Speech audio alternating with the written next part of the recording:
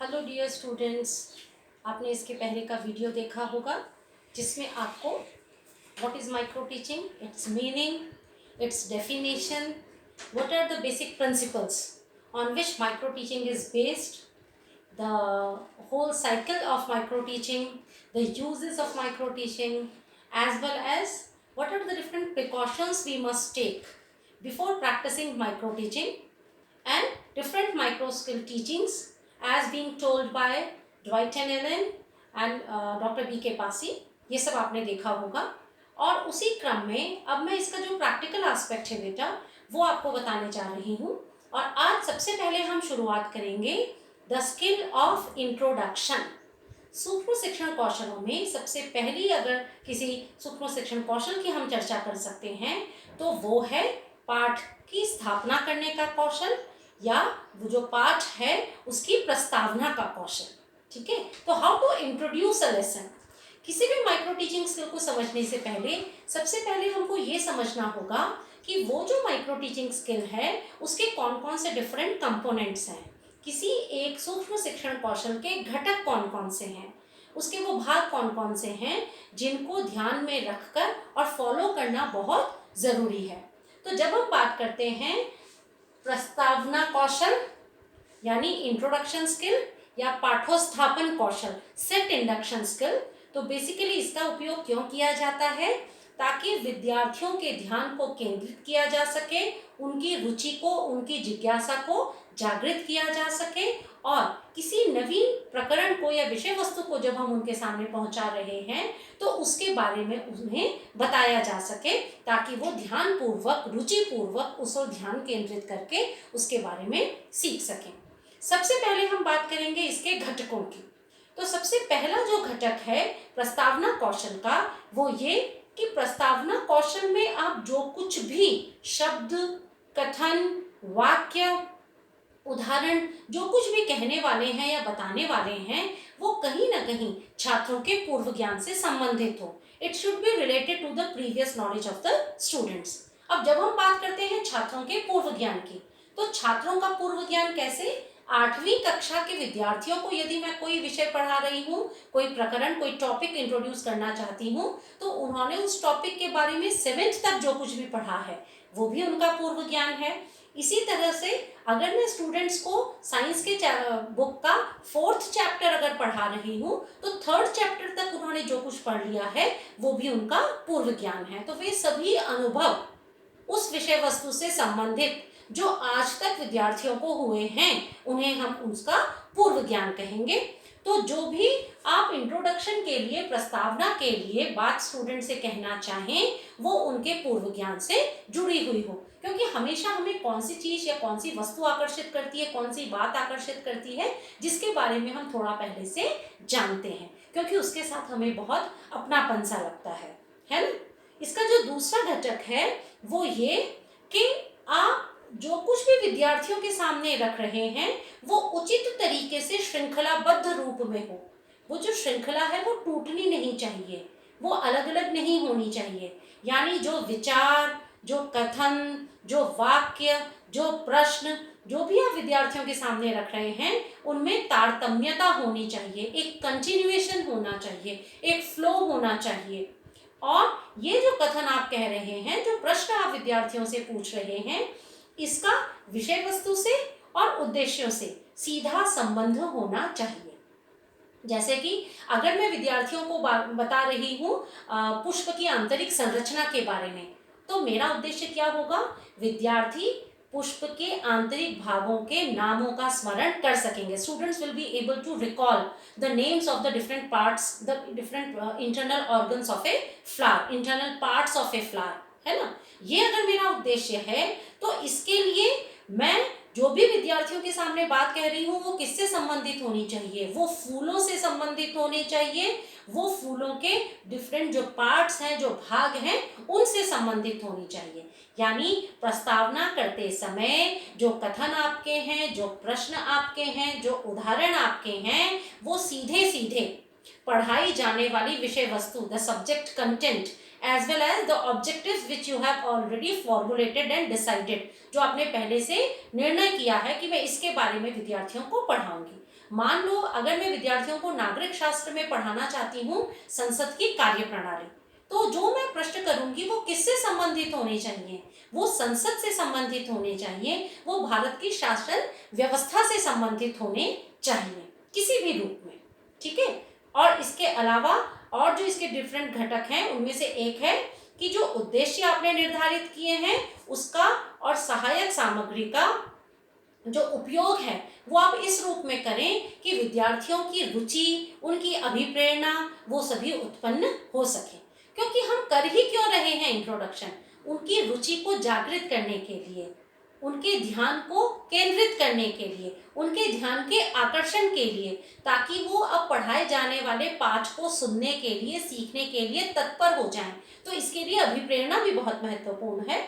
फिर आप प्रस्तावना कितने समय की करते हैं, प्रस्तावना की अवधि कितनी है? जैसे कि मैंने आपको कहा है, वैसे भी जब आप सूक्ष्म शिक्षण पाठों का अभ्यास करेंगे, माइक्रो प्लान बनाएंगे और जब उनको आप अभ्यास करेंगे तब आपने क्या ध्यान रखना है कि जो आप प्लान बना रहे हैं वो 5 से 7 मिनट का हो। और वैसे भी आप तो टॉपिक को इंट्रोड्यूस कर रहे हैं ना, छात्रों की रुचि को, उनके ध्यान को पाठ की ओर ले जा रहे हैं, तो वो बहुत लंबे समय के लिए नहीं होना चाहिए। 40 मिनट के पीरियड में, 35 मिनट के पीरियड में अगर 15 मिनट तक आप प्रस्तावना ही करते जाओगे तो आगे का पाठ जो है, जो विषय वस्तु है, वो आप कब पढ़ाओगे? तो इसलिए प्रस्तावना का समय जो है वो भी सीमित होना चाहिए। एक बार फिर से रिकॉल कर लें कि जो इंट्रोडक्शन स्किल है, सेट इंडक्शन स्किल है, उसके मेन कंपोनेंट्स जो है वो कौन कौन से हैं? पहला, related with the previous knowledge of the student. दूसरा, the subject content or the different statements you are speaking, the examples you are giving, they all should be related with the previous knowledge of the students, as well as they should be in continuation. They should have a flow and continuity. They should be related to the objectives being set. क्या उद्देश्य की प्राप्ति के लिए आप पढ़ाने जा रहे हो, उस उद्देश्य से संबंधित होने चाहिए। और उसके साथ साथ जिन शिक्षण प्रविधियों के साथ साथ आपने देखा होगा कि हम कुछ कुछ टीचिंग एड का भी यूज करते हैं। तो अगर आप किसी टीचिंग एड का आप यूज कर रहे हो, है ना, तो वो टीचिंग एड का यूज हम क्यों कर रहे हैं? ताकि स्टूडेंट्स का इंटरेस्ट जो है वो उसकी ओर जा सके। तो वो टीचिंग एड भी किससे रिलेटेड होनी चाहिए? जो स्टूडेंट्स का इंटरेस्ट को क्रिएट कर रहे हो, उसके अटेंशन को सीख कर रहे हो, स्टूडेंट्स को मोटिवेट कर रहे हो लर्निंग के लिए। और फिर उसके साथ साथ टीचर जो है वो किस प्रकार से डिफरेंट युक्तियों का इस्तेमाल करता है प्रस्तावना करने के लिए, और प्रस्तावना का समय कितना है। अब प्रस्तावना जो है वो बहुत तरीके से की जा सकती है। आप विद्यार्थियों के पूर्व ज्ञान से संबंधित केवल प्रश्न पूछ के प्रस्तावना कर सकते हैं, तो ये केवल प्रश्न पूछने के द्वारा प्रस्तावना हुई। आप कोई घटना, कोई कहानी, कोई वृतांत सुनाकर भी प्रस्तावना कर सकते हैं। आप कुछ साम्य स्थापित करके, यानी दो के मध्य में कोई समानता हो, तो एक कहानी सुनाई और फिर उसका क्या उद्देश्य है, उस कहानी से क्या शिक्षा मिलती है, उसी शिक्षा से संबंधित दूसरी कहानी, उस प्रकार से भी प्रस्तावना कर सकते हो।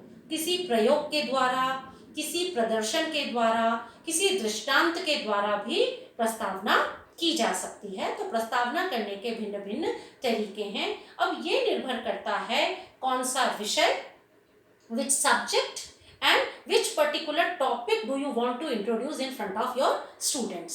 कक्षा कौन सी है, विषय कौन सा है और प्रकरण, टॉपिक कौन सा है, इसके ऊपर डिपेंड करेगा। छठी कक्षा में यदि मैं अंग्रेजी के में अगर मैं विद्यार्थियों को कोई किसी कहानी के बारे में बताना चाहती हूँ, सुनाना चाहती हूँ, तो मैं उनको कोई इंसिडेंट भी सुना सकती हूँ, मैं उनको कोई कहानी भी सुना सकती हूँ, है ना। इसी तरह से 7th क्लास में, 8th क्लास में अगर मैं स्टूडेंट्स को कुछ साइंस से रिलेटेड, अगर रिएक्शन से रिलेटेड पढ़ा रही हूँ, तो मैं उनके सामने एक एक्सपेरिमेंट जो है वो भी करके दिखा सकती हूँ, है ना। इसी प्रकार से अगर मैं फंक्शनिंग स्टूडेंट्स को बता रही हूँ किसी विशेष प्रकार के इंस्ट्रूमेंट की, कि वो कैसे कार्य करता है, या कोई सिद्धांत यदि मैं उनको बता रही हूँ, मान लो मैं उनको बर्नौलीज थ्योरम पढ़ाना चाह रही हूँ, तो उसकी प्रस्तावना के लिए मैं उनके सामने एक प्रयोग करके भी बता सकती हूँ, एक प्रदर्शन करके भी बता सकती हूँ। मैं बच्चों को पढ़ाना चाह रही हूँ पत्तियों की आंतरिक संरचना के बारे में, पत्तियों के प्रकारों के बारे में, तो मैं विभिन्न स्पेसिमेन जो हैं पत्तियों के, उनसे भी प्रस्तावना कर सकती हूँ। तो आपने देखा, प्रस्तावना करने के लिए हम विभिन्न युक्तियों का उपयोग कर सकते हैं, जिनमें प्रश्न कहना, कोई दृष्टांत देना, कोई उदाहरण देना, कोई कहानी, घटना, वृतांत सुनाना, किसी प्रयोग के द्वारा, किसी प्रदर्शन के द्वारा, या किसी न्यूज़ के द्वारा भी, कोई घटना घटित हुई हो, कुछ न्यूज़ में अगर है, उसके द्वारा भी प्रस्तावना की जा सकती है।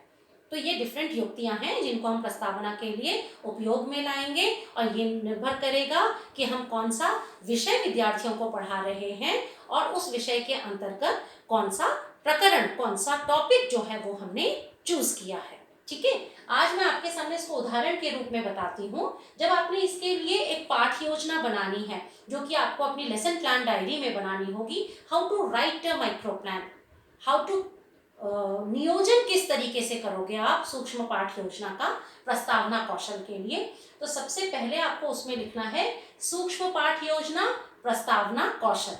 प्रस्तावना, इंट्रोडक्शन, पाठोस्थापन, सेट इंडक्शन एक ही रूप में होगा। और फिर उसके बाद आप बाईं ओर लिखेंगे कक्षा, विषय, प्रकरण।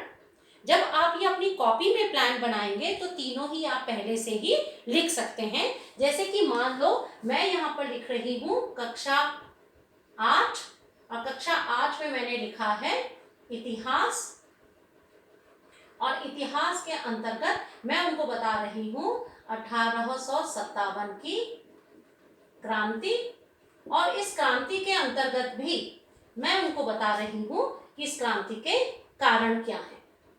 ठीक है, तो जब मैं अपनी लेसन प्लान डायरी में लिख रही हूँ तो मुझे ये सब पहले से ही लिख देना है, और दाहिनी तरफ दिनांक क्या है, कालांश या पीरियड क्या है, समयावधि, उसका टाइम ड्यूरेशन क्या है।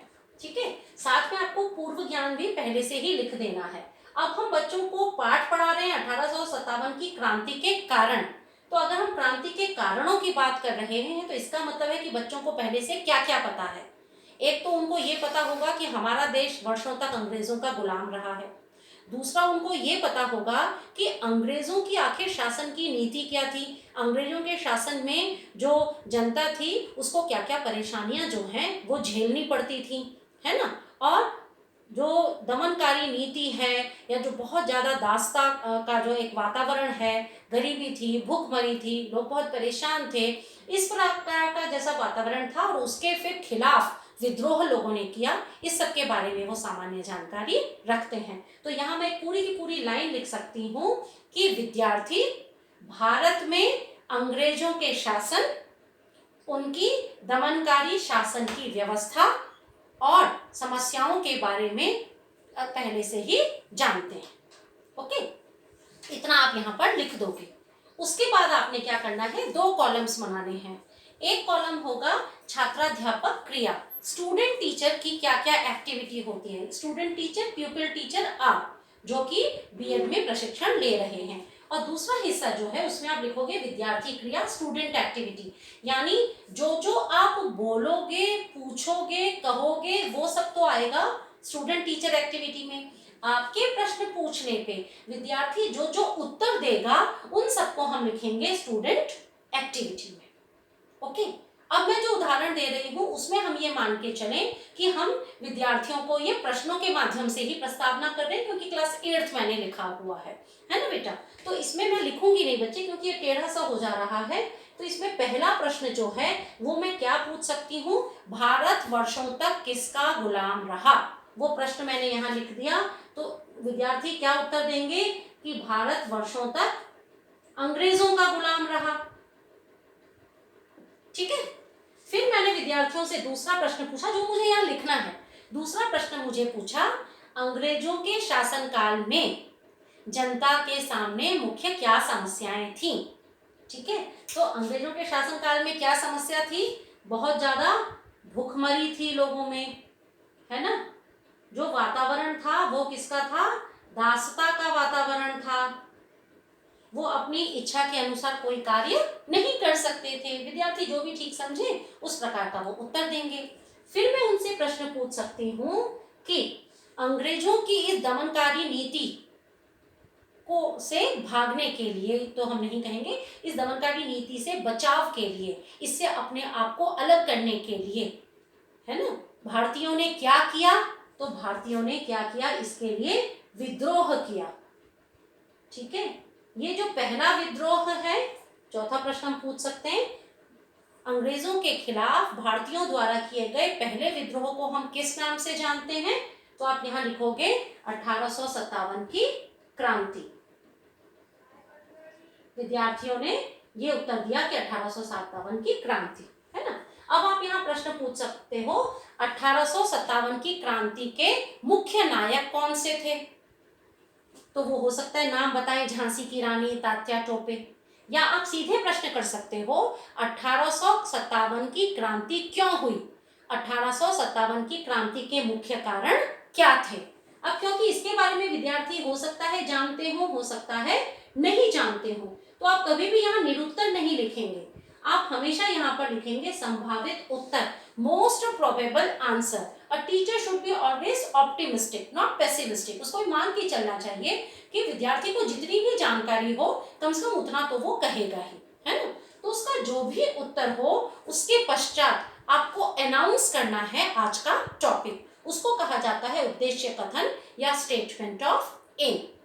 ओके, तो फिर यहाँ पे हम क्या लिखेंगे, अंग्रेजों की दमनकारी नीति और अत्याचार के खिलाफ भारतीयों का जो प्रथम स्वतंत्रता संग्राम था, आज हम उसके कारणों के बारे में जानने का प्रयत्न करेंगे।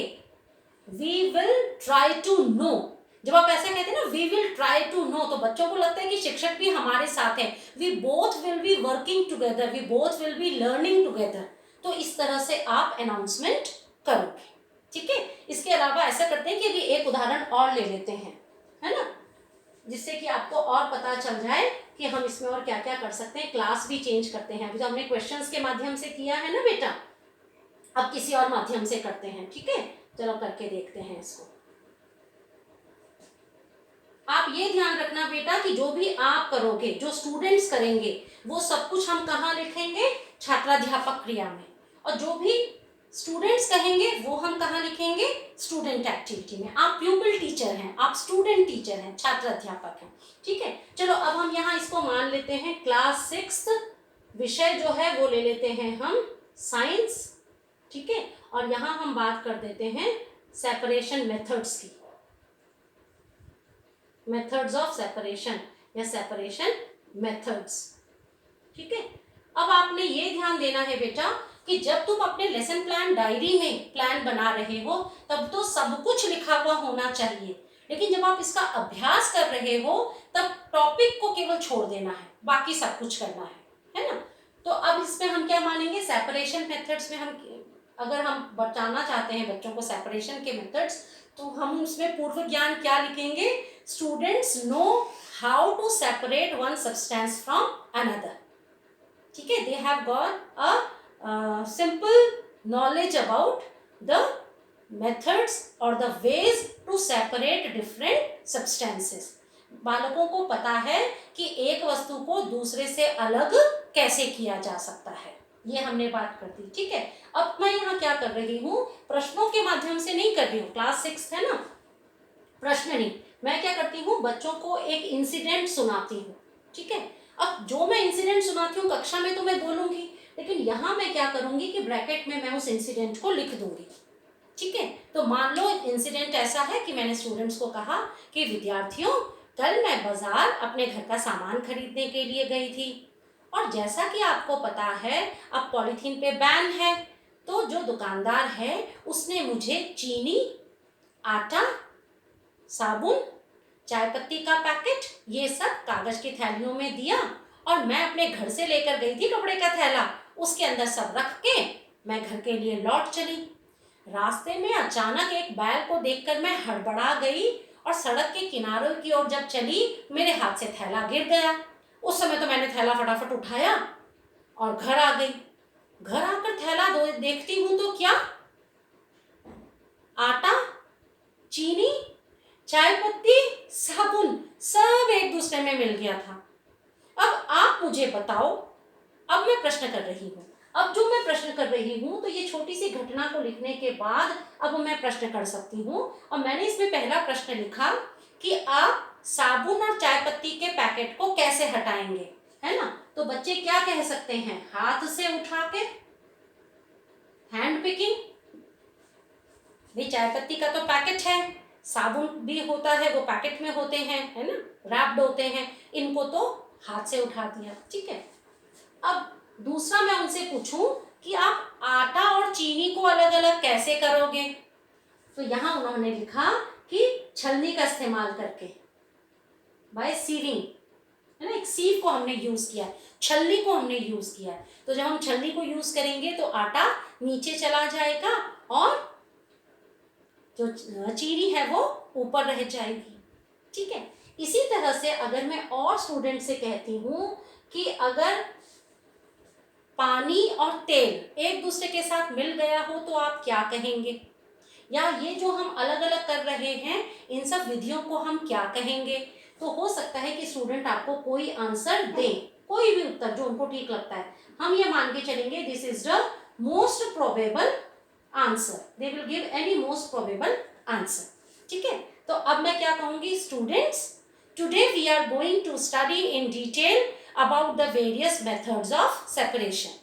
विद्यार्थियों, आज हम पृथक्करण की विभिन्न विधियों के बारे में जानने का प्रयत्न करेंगे। That is my statement of aim which I have written here, उसको मैं यहां लिख सकती हूँ, ठीक है। तो मैंने आपको दो इसमें बताए हैं, एक घटना के द्वारा हमने किया है ना, और इससे पहले जो हमने किया था वो प्रश्नों के द्वारा किया था। यदि प्रस्तावना केवल प्रश्नों से हो रही है तो कम से कम 5 प्रश्न पूछे जाने चाहिए, कोशिश करनी चाहिए 5 प्रश्न तक पूछे जाएं, है ना।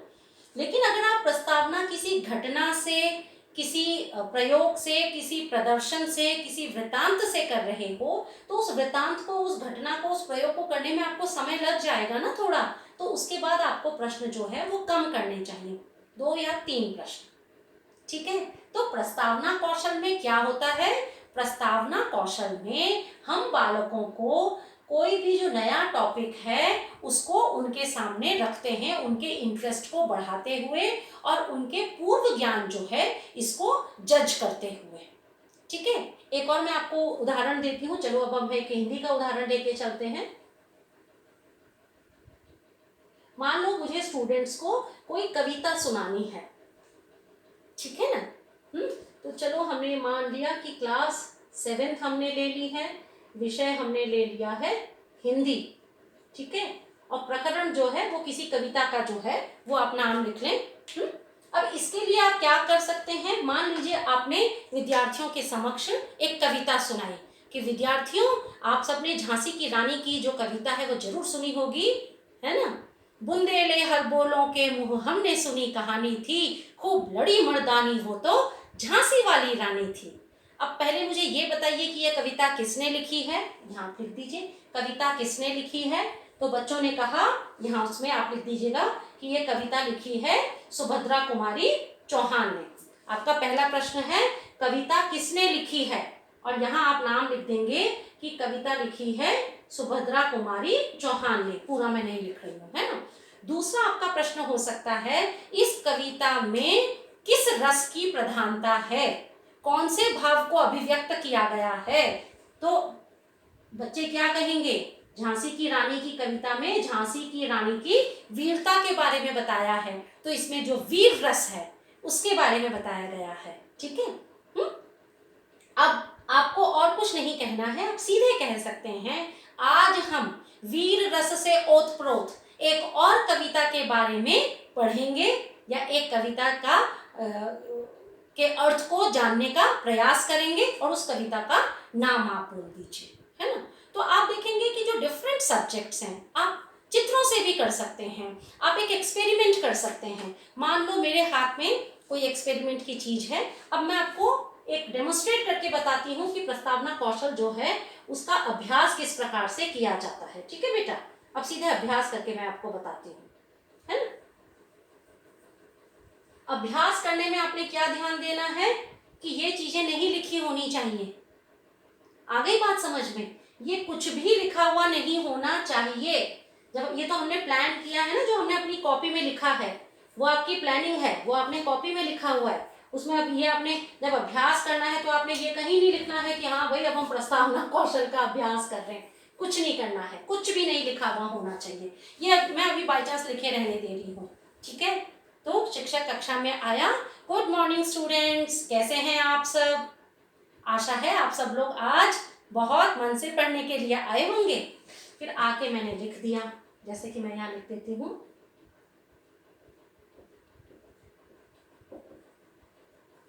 प्रकरण मत लिखिए और ये चीजें। अब मैंने फेस स्टूडेंट्स की तरफ किया और मैं बाई चांस उनको एक एक्सपेरिमेंट दिखा रही हूँ। विद्यार्थियों ध्यान से देखिए, मेरे पास 2 खाली टेस्ट ट्यूब हैं और 2 बोतलें भी रखी हुई हैं। एक बोतल जो है उसमें नल का पानी है और दूसरी जो बोतल है उसमें मैं तालाब से पानी लेकर आई हूँ। अब मैंने ए टेस्ट ट्यूब में डाल दिया नल का पानी और बी टेस्ट ट्यूब में डाल दिया तालाब का पानी। अब इन दोनों में मैं थोड़ा थोड़ा सर्फ डाल दे रही हूँ और फिर इनको जोर से हिलाती हूँ। अब आप दोनों टेस्ट ट्यूब को ध्यान से देखिए। आपको पहली टेस्ट ट्यूब में क्या दिखाई देता है? विद्यार्थी ने उत्तर दिया, मुझे उसमें झाग दिखाई देता है। दूसरी टेस्ट ट्यूब में आपको क्या दिखाई देता है? उसमें झाग नहीं बना। अब मैं विद्यार्थियों से प्रश्न करती हूँ, आप मुझे बताइए, एक टेस्ट ट्यूब में झाग बना और दूसरे में झाग नहीं बना, इसका क्या कारण हो सकता है? तो मोस्ट प्रोबेबल आंसर, उनमें से जिसको जो आता है वो उसका उसी प्रकार से उत्तर देगा। और फिर आगे मुझे टॉपिक को इंट्रोड्यूस करना है।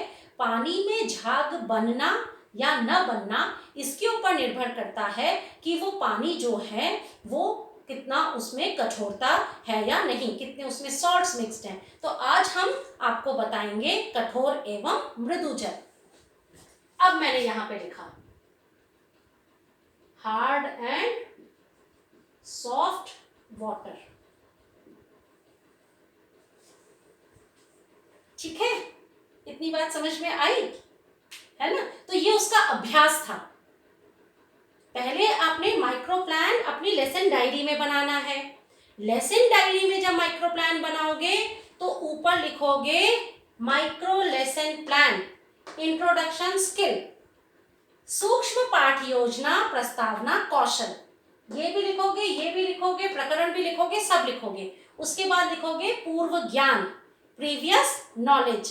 फिर एक टेबल बनाओगे, उस टेबल के 2 पार्ट करोगे, स्टूडेंट टीचर एक्टिविटी और स्टूडेंट एक्टिविटी, ठीक है। और उसमें जो जो आप एक शिक्षक के रूप में करोगे वो लिखोगे स्टूडेंट टीचर एक्टिविटी के अंतर्गत, जो जो विद्यार्थी करेगा उसको आप लिखोगे स्टूडेंट एक्टिविटी के अंतर्गत। और उसके बाद आप क्या लिखोगे? स्टेटमेंट ऑफ एम, उद्देश्य कथन, ठीक है। इसको एक बार फिर से बता देती हूँ ताकि आपको परेशानी ना हो। देखिए अगर ये वीडियो में ठीक से आ पा रहा है या नहीं। यहां आप लिखोगे सूक्ष्म पाठ योजना, ये प्लानिंग की बात कर रही हूँ बेटा, जो आपने डायरीज में कॉपीज में लिखनी है ना। प्रस्तावना कौशल, सूक्ष्म पाठ योजना, प्रस्तावना कौशल, micro plan, introduction skill, class subject and topic पहले से लिख दोगे, period date, period and time duration ये भी पहले से लिख दोगे। फिर आप यहाँ लिखोगे पूर्व ज्ञान, यहाँ हिंदी में नहीं लिखती हूँ, इंग्लिश में लिख दिया मैंने, इंग्लिश के स्टूडेंट्स को भी लगे कुछ, हमारे लिए भी है। प्रीवियस नॉलेज, प्रीवियस नॉलेज में आप क्या लिखोगे? जो आपको लगता है कि बच्चों को पहले से आता है, जो वो उसके बारे में जानते हैं। अगर ये आप 7th क्लास में पढ़ा रहे हो तो वो 6th क्लास तक जो कुछ भी पढ़ चुके हैं, और अगर ये 7th क्लास की साइंस की बुक में 5th चैप्टर है वो 4th चैप्टर तक जो भी पढ़ चुके हैं। पानी के बारे में आज तक उन्होंने जो भी पढ़ा है, जाना है, कैरेक्टरिस्टिक्स के बारे में, सॉल्ट के बारे में, है ना, झाग बनने के ना बनने के बारे में, वो सब उनकी प्रीवियस नॉलेज है। तो यहाँ आप लिख दोगे students know about the hardness and softness of water, या students know that water from different sources have different characteristics. पानी के भिन्न स्रोतों से लिया गया पानी जो है उनमें अलग अलग विशेषताएं, अलग अलग गुण होते हैं। अब उसके ये प्रीवियस नॉलेज आपने लिख दिया। इसके बाद आपने इस तरह से 2 कॉलम बनाए, एक कॉलम में आप लिखोगे छात्राध्यापक क्रिया, स्टूडेंट टीचर एक्टिविटी। दूसरी तरफ आप लिखोगे विद्यार्थी क्रिया, स्टूडेंट एक्टिविटी। केवल प्रश्नों के माध्यम से प्रस्तावना है तो कम से कम 5 प्रश्न अवश्य करिए। यदि आप प्रश्न न करके कोई चित्र दिखा रहे हैं, कोई उदाहरण दे रहे हैं, कोई घटना सुना रहे हैं, उसको आप यहाँ पर लिख दीजिए। तो उसके बाद आप 3 से ज्यादा प्रश्न न करें, ठीक है। और आपके प्रश्न इस प्रकार से होने चाहिए कि पहले प्रश्न का जो उत्तर है उसी उत्तर से संबंधित दूसरा प्रश्न हो, तो वो कंटिन्यूएशन में आ जाएगा ना बेटा। जो लास्ट जो क्वेश्चन आप पूछते हैं, जो आप टॉपिक तक बच्चों को ले जा रहे हैं, उसके बारे में वो नहीं जानते हैं, तो इसको हम मानेंगे this is the most probable answer. Sorry, बहुत टेढ़ा हो रहा है बेटा, टेढ़ा लिखा ही नहीं जा रहा। हाँ, संभावित उत्तर इसको हम मान लें, है ना। और उसके बाद क्या हम लिखेंगे, उद्देश्य कथन, यानी स्टेटमेंट ऑफ एम, जिसमें कि आप टॉपिक को इंट्रोड्यूस करते हो।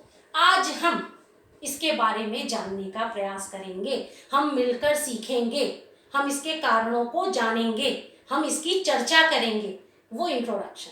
तो ये तो आपका रिटन फॉर्मेट है, लिखने का तरीका है बेटा जो आपने लिखना है। और दूसरा जो अभ्यास का तरीका था, तो यानी जब आप अभ्यास करेंगे तो आपको ब्लैक बोर्ड पे क्या क्या नहीं लिखना है। एक ये लिखा हुआ नहीं होना चाहिए, दूसरा ये भी लिखा हुआ नहीं होना चाहिए, है ना। आप आकर इतनी चीजें लिखेंगे, प्रीवियस नॉलेज कुछ लिखा हुआ नहीं होना चाहिए।